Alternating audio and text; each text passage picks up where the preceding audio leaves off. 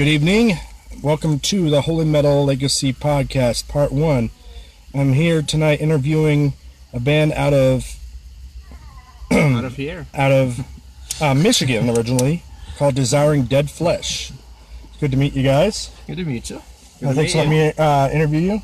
So, Thank you. Name yourselves and what you do in the band. I know you're all family related, so. I'm Brian. I started the band. I do the words. So. I'm Adam. I play the drums currently. I'm Raven. I play the guitar. Raven, yes. So musically, you guys kind of got like a blend of, it's like punk, hardcore, psychedelic. Any other genres that you would think would fit into that mold? Obviously, little metal influence, but definitely a lot of influence from like the early '80s hardcore on the '80s like crossover thrash bands. So you guys are easily one of the most controversial sounding bands in the underground scene. Explain how you came up with the name Desiring Dead Flesh. Oh, like just the concept throughout the New Testament, how the desires of the flesh are contrary to the spirit, and put to death the desires of the flesh to live a more spiritual life. Galatians 5, but pretty much the theme throughout. So. You know where in Galatians 5? For pretty sure it's like in the first paragraph and things. So. Shout out to Jerry Moshcramp Spence. He loves you guys. Hey, Jerry. Your shirt will be coming soon. So, thank you for ordering. Yes. So when did the band start, and what major changes have progressed in relation to now as from when it formed in the early days? Okay, I started it in the summer of 2000, and so the most obvious change. Oh, that's going back 19 years. They weren't born yet. Yeah. So I wasn't an original member. Neither was she. Couldn't guess already. What inspired you to make it a family affair once they reached a certain age? He couldn't keep a drummer. pretty much. He couldn't keep a drummer, and I was learning drums meanwhile. So I'm like, hey, I can drum. I did recording for a guy. He paid me in a drum set, and he was like 6, and a little bit before he turned 7, he started like doing patterns instead of just randomly thrashing like little kids do. Yeah, I've regressed back to that now, so for his 7th birthday show party thing, he played a song with us, and then his 8th birthday he did like half the set, and our drummer said he was gonna leave. He gave us like 6 months notice. Usually you're lucky if you get 6 days, 6 hours. I think 6 months is plenty of time. So. And we tried out some different friends. Nobody was working out, and so finally, like kids are gonna have to step up. He knows the stuff, so I talked to my wife, and it's like, what do you think? Someone's getting soulful out there. Praise Jesus. And I had some hesitations about bringing an 8-year-old into the band, but it's worked out. It hasn't scarred him. Anyway, my very first show, I show up, I'm 8 years old, and everybody's like, what? No, he's not really the drummer. Surely this is just a joke, and the real drummer will show up later, right? He came out of his mother's womb hitting a snare.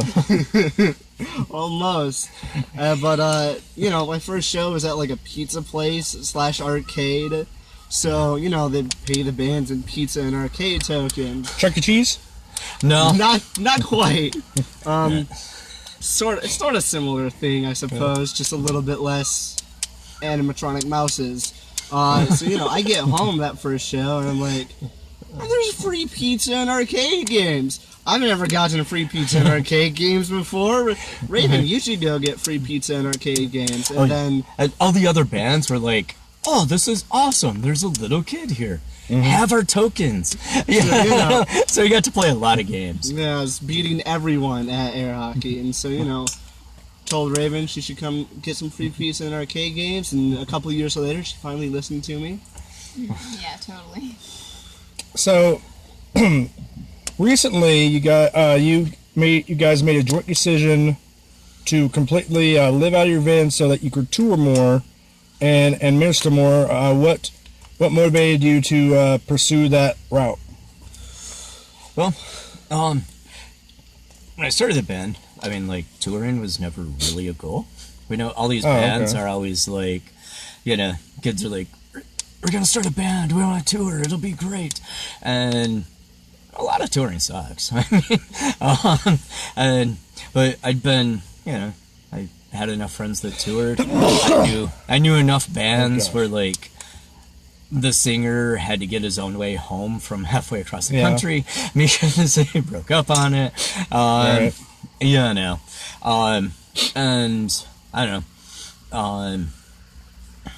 We're obnoxious punk band. I mean, it's obviously nothing we make a career out of. But we started about when Cornerstone ended.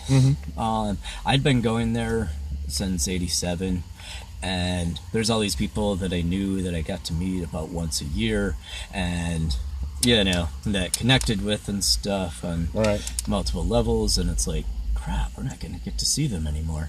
And so, like, best way to go see them is start going to play their scenes, and so that's kind of like when first when I start touring.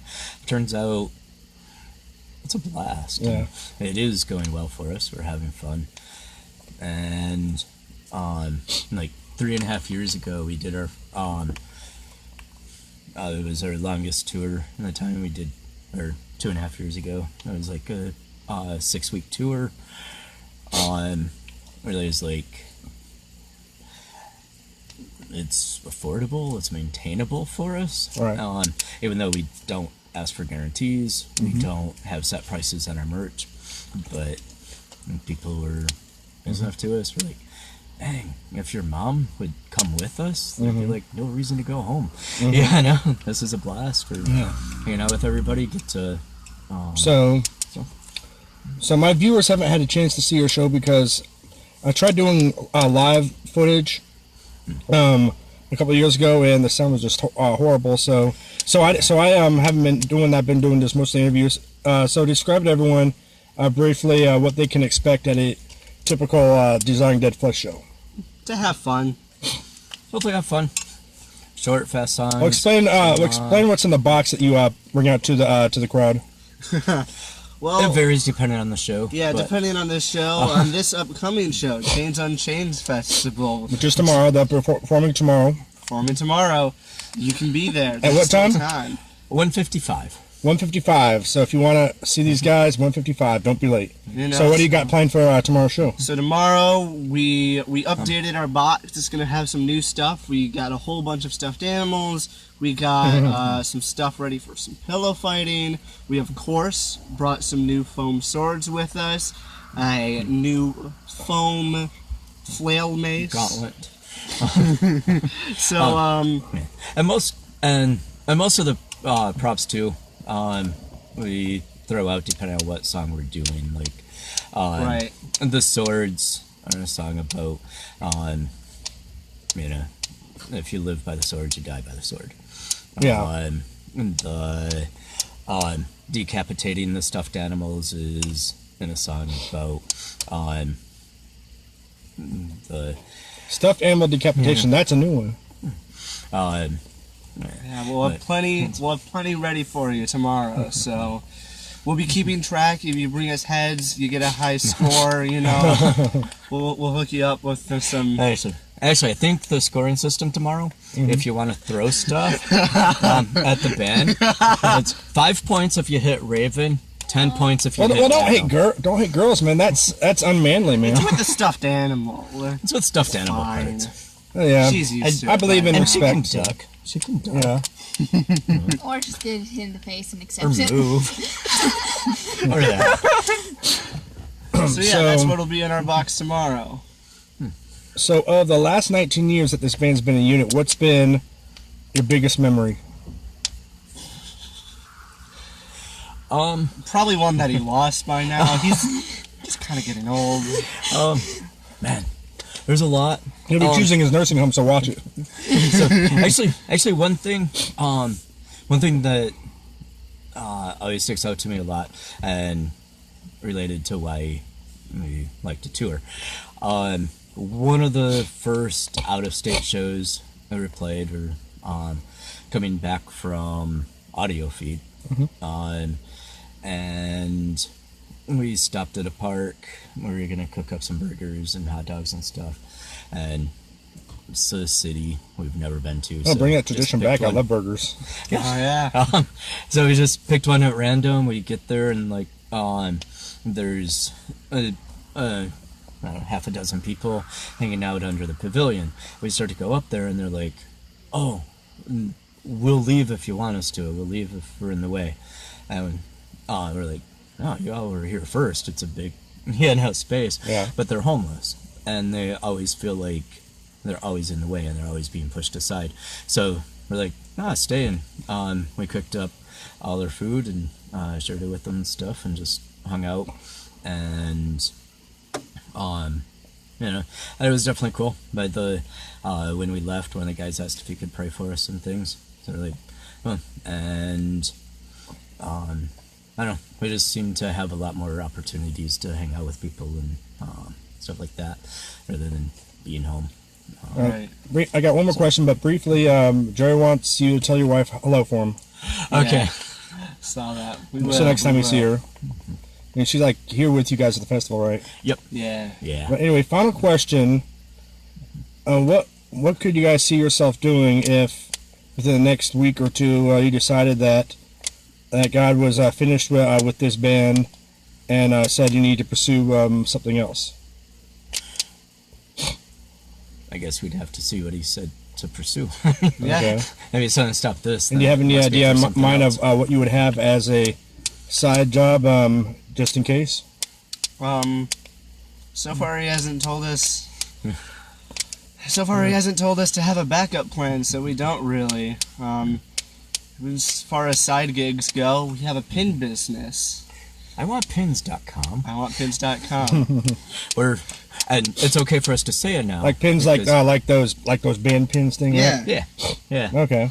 1-inch pins. So if you want pins from Desiring Dead Flesh, go to iwantpins.com. I mean, in the past, I've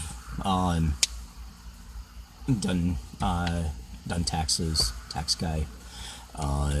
We posted Bible studies, thrown Run. shows in the local scene, even not as a band. Which is why I started the band in the first place. I've been throwing shows for over a decade, and hey, I'll do what everybody else starts out doing. I run sound. Yeah. Yeah, now that was paid rent for a long time. Sound guy. Actually, this is my final question because I'm going to be asking this to the other bands. What's the one main thing you want patrons to take home with them from after Chains Unchained is done? Because it is a ministry. So. Yeah. As a whole fest, hopefully, hope people see that not all Christians are jerks. Right. And that Yeah. there's actually, now. Everyone's had their jerky moments, but that doesn't mean God doesn't forgive us. Right. Yeah. And I mean, Jerry said Desiring Dead Flesh is just beginning. After nearly 20 years, Yeah. we're finally getting started. yeah, we're really, But no, it and really actually, is. Actually, I really do feel like that. Yeah, it's No. a completely new era that we're entering in, and it is. And for those who didn't come to the festival, tell them where they can buy your merchandise because you guys have like several albums. Yeah. Most of the CDs and things and shirts, you can go to the desiringdeadflesh.com. There's a link for the online merch table. Go there. We're also on Spotify and that kind of stuff, Bandcamp. So all that's on there. If you want a pin, which I believe Jerry asked for. Too, we don't have those actually on the page, but we'll throw some pins in if you want it. So Yeah. Okay. This has been Desiring Dead Flesh. Once again, thanks for letting me guys interview you, and I'll be back a little bit later for an interview with the Persuaded. Stay tuned. Bye. See ya.